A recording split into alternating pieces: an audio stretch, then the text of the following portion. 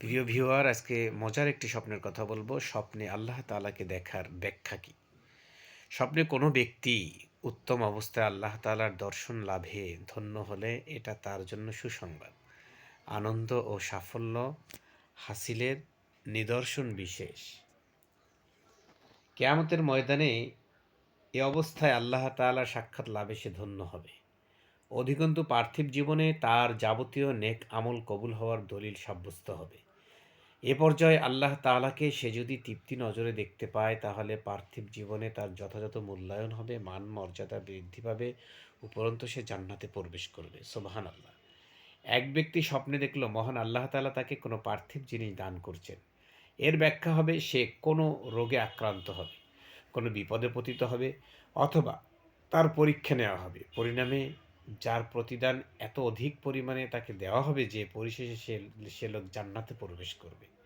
এক ব্যক্তি আল্লাহ তাআলাকে কোনো নির্দিষ্ট জায়গায় অবতরণ করতে দেখতে পেল।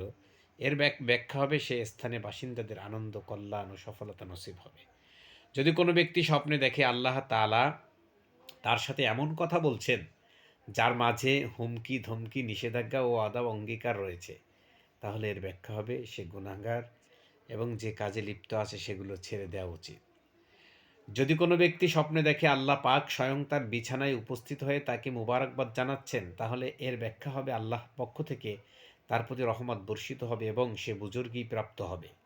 কেননা এ জাতীয় স্বপ্ন দেখার ভাগ্য কেবল নেককার ফরেজগার লোকদেরই হয়।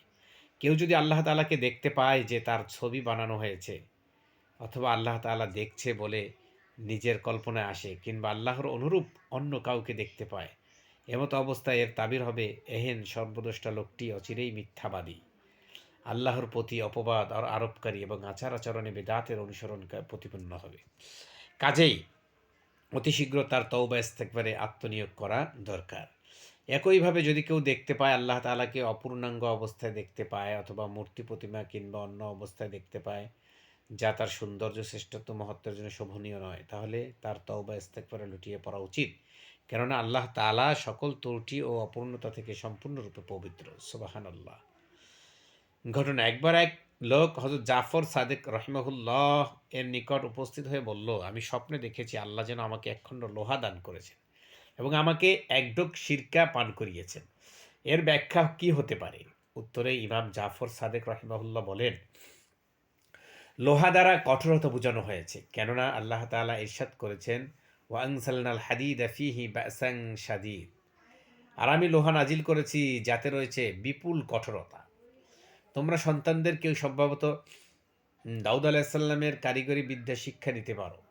আল্লাহ তোমাকে সিরকা পান করানোর অর্থ হলো তুমি কঠিন রোগে আক্রান্ত হবে, যার সময়সীমা দীর্ঘ হতে পারে। এই রোগ সজ্জায় তুমি প্রচুর অর্থ সম্পদের মালিক হবে। এই অবস্থায় তোমার মৃত্যু হলে আল্লাহ তোমার উপর সন্তুষ্ট থাকবেন এবং তোমার পূর্বপর সমস্ত গুনাহ আল্লাহ মাফ করে দিবেন। সুবহানাল্লাহ, সুবহানাল্লাহ।